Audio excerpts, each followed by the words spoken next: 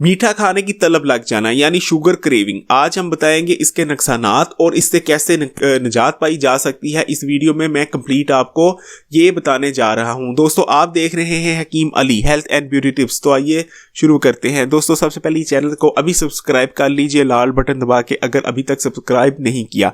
अब हम चलते हैं अपने टॉपिक की तरफ। दोस्तों मीठा खाने की तलब यानी शुगर क्रेविंग का आजकल ये जो है लत बहुत ज़्यादा फ़रोग पा चुकी है। तकरीबन हर घर के हर फर्द को ये मीठा खाने की जो है लत लग चुकी है। बहुत कम ही घर होंगे जिनमें ये तलब या ये जो बीमारी है नहीं पहुंची। दोस्तों होता ये है कि जब आप मीठा बहुत ज़्यादा खाने लग जाते हो तो आप मीठे को खाते हो और मीठा आपके जिस्म को खाता है। दोस्तों इससे मीठा कितना नुकसानदेह है। और ये में मीठा दो तरह का होता है। एक होता है रिफाइंड शुगर यानी वो चीनी जिसको केमिकल प्रोसीजर से गुजारने के बाद रिफाइन किया गया होता है, ठीक है।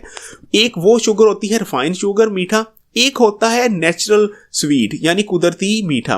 मैं यहाँ सबसे पहले बताऊंगा दोनों ही मीठे जब ज़रूरत से ज़्यादा हो जाए तो दोस्तों नुकसानदेह है, लेकिन अगर एक पोर्शन में रख के खाया जाए तो दोनों ही मीठे खाए जा सकते हैं। लेकिन अगर आप आउट ऑफ पोर्शन खाएंगे तो कोई भी मीठा हो वो आपको ज़रूर नुकसान पहुँचाएगा। सबसे पहले मैं बात कर लेता हूँ दोस्तों आर्टिफिशियल जो हमारा है रिफाइंड शुगर उसकी। दोस्तों जब आप रिफाइंड शुगर खाते हो तो वो आपके जिस्म में कितना नुकसान पहुंचाती है उसका अंदाज़ा आप इस चीज़ से लगा लो कि एक रिसर्च की गई है जिसमें कैंसर सेल्स पे जब मीठा डाला गया यानी उसके कैंसर सेल्स के नमूने पे मीठा डाला गया तो उसकी ग्रोथ 4 गुना बढ़ गई। यानी जो मीठा है शुगर है वो कैंसर सेल्स को बूस्ट कर देती है उसकी ग्रोथ। आप इससे एक और चीज़ से अंदाज़ा लगा सकते हो कि जब कैंसर का नमूने का टेस्ट होता है तो उस टेस्ट पे भी स्वीट के यानी मीठे के ड्रॉप्स डाले जाते हैं ताकि जो कैंसर सेल्स हैं उनकी ग्रोथ बढ़े और पता ये तशखीस किया जा सके कि इस नुस्खे में कैंसर सेल्स हैं या नहीं हैं।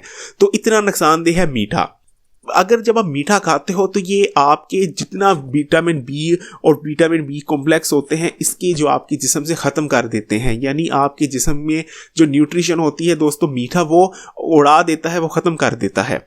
इससे आपको अंदाज़ा हो गया होगा कि मीठा कितना नुकसानदेह है। अब मैं आपको बताता हूं दोस्तों कि मीठा जो है उसकी लत से निजात कैसे पाई जा सके। दोस्तों मैं खुद बहुत मीठा खाता था, मैं खुद मानता हूं, लेकिन मैंने इस लत से निजात कैसे पाई ये मैं आपको बताता हूं।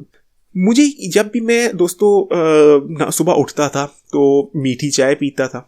इसके अलावा दोपहर को मैं खाना खाने के बाद कुछ ना कुछ मीठा स्नैक लेता था। फिर तकरीबन 4-5 बजे मैं चाय के साथ बिस्किट खाता था। रात का खाना खाने के आधे घंटे बाद दोस्तों मैं कुछ ना कुछ मीठा लेता था। लेकिन मुझे खुद पता था इसका नुकसान क्या, और वो जब नुकसानात मेरी बॉडी पे जाहिर होना शुरू हुए तो मैंने कहा कि नहीं अब मुझे इसको छोड़ना है। सबसे पहले आपको इरादा करना पड़ता है। उसके बाद आपने क्या करना है कि आपने दोस्तों देखना है कि मीठा खाना कि आपका जिस्म तो नहीं डिमांड कर रहा। जिस्म क्यों डिमांड करेगा? वो इसलिए डिमांड करेगा जो आपका खाना है उसमें प्रोटीन का पोर्शन या तो बहुत ज़्यादा है या बहुत कम है। दोस्तों अगर आप अपने खाने में प्रोटीन का पोर्शन को मुतवाज़न कर दें तो आपका जिस्म खुद ही मीठा बहुत कम तलब करेगा। कैसे करना है दोस्तों? जब भी आप खाना खाएं तो उसमें ख्याल रखिए कि अगर आप बहुत ज़्यादा गोश्त खा रहे हो यानी प्रोटीन ले रहे हो तो तब भी आपका जिस्म जो है डिमांड करेगा खाने के बाद कि उसको कुछ मीठा दिया जाए। इसी तरह अगर आपके खाने में बहुत ज़्यादा दिनों तक प्रोटीन नहीं होगा तब भी आपका जिस्म जो है उस प्रोटीन की कमी को पूरा करने के लिए डिमांड करेगा मीठे की। कमी तो नहीं पूरी होती मीठा खाने से, लेकिन जस्ट एक जो है रिएक्शन के तौर पे एक डिमांड होगी जिस्म की कि आपको उसको तलब होगी मीठे की। तो सबसे पहले तो आप मुतवाज़न ग़िज़ा खाएं। अगर आप मुतवाज़न ग़िज़ा खाएंगे तो मीठे की तलब खुद ब खुद बतदरीज कम होती जाएगी। ये तो पहली चीज़ थी। दूसरी चीज़ आप फास्टिंग का तरीका अपना सकते हैं। जब भी दोस्तों आपने मीठा छोड़ने का इरादा करें तो आपने क्या करना है कि आपने 5 दिन का प्लान बनाना है और 5 दिन में आपने पूरा तना निकाल देना है हर किस्म की रिफाइंड शुगर को। मैं रिफाइंड शुगर कह रहा हूँ यानी वो चीनी जो सफ़ेद चीनी होती है उसको चाय में मत डालिए। कुछ ऐसा मीठा ना खाइए जिसमें रिफाइंड शुगर हो, बल्कि इसकी अल्टरनेट आप क्या करें कि आप मीठे फल खाएं। आप केला खा सकते हैं, इसी तरह दोस्तों आप हनी का इस्तेमाल कर सकते हैं, लेकिन याद रखिएगा हनी का इस्तेमाल कभी भी गर्म चीज़ में ना करें। अगर आपने चाय में मीठा डालना है तो गुड़ डाल लें। इसी तरह आप शक्कर गंदी खा सकते हैं, केला खा सकते हैं। इसी तरह दोस्तों गन्ने का जूस तक पी सकते हैं। गन्ने का जूस भी शुगर होती है, लेकिन वो रिफाइंड शुगर नहीं होती। आपको पता होगा जो वाइट शुगर है वो गन्ने के रस से बनती है, लेकिन वो क्योंकि रिफाइंड हो जाती है और इसलिए वो कई गुना तक नुकसानदेह हो जाती है। गन्ने का जूस का मैंने फ़ायदे की वीडियो बताई है। इनफैक्ट अगर आप गन्ने का जूस का डेली का इस्तेमाल करते हैं तो उसका नुकसान नहीं बल्कि उसके फ़ायदे हैं। लेकिन यहाँ फिर कहूँगा कि शुगर के मरीज़ इस्तेमाल कर सकते हैं, लेकिन बहुत थोड़ी मिकदार में, और अपने डॉक्टर से मशवरे के बगैर इस्तेमाल मत करें। तो दोस्तों 5 दिन में आपने ये जो कुदरती जिन चीज़ों में मीठा होता है वो खाना है। इंशाल्लाह 5 दिन अगर आप ये रूटीन स्ट्रिक्टली फॉलो करेंगे तो छठे दिन आपकी खुद जो है ये क्रेविंग है, स्वीट क्रेविंग, वो कम होती आपको नज़र आएगी।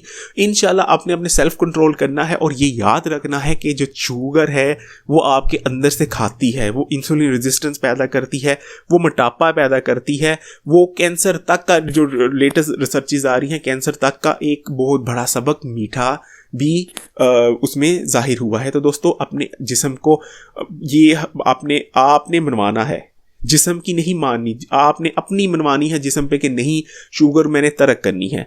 दोस्तों इस वीडियो में इतना ही बताना चाहूँगा।